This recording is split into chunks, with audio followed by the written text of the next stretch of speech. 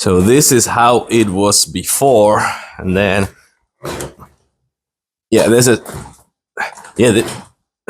Okay, yeah. So let me show you how it's now. So that's my chair over there without the wheels, just right there, and then you can see these are the old ones.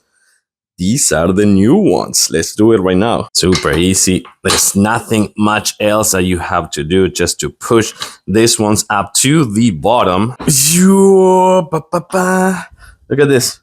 I keep going and going and going. Oh, what the? Oh, okay. Hey, bro, these are so smooth and just keeps going and going and going. This is so fantastic.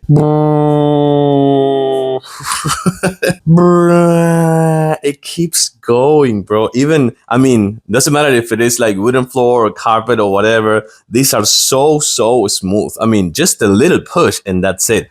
These are the ones you want for your chair. Just get rid of the old ones because these ones are the ones you want for your wooden floor or your carpet or your tile, whatever. These are, it is really smooth. I have to say that it is drastically smoothless. Oh, no, please. Than the ones that I had before. The ones that I had before, they were good, but just good.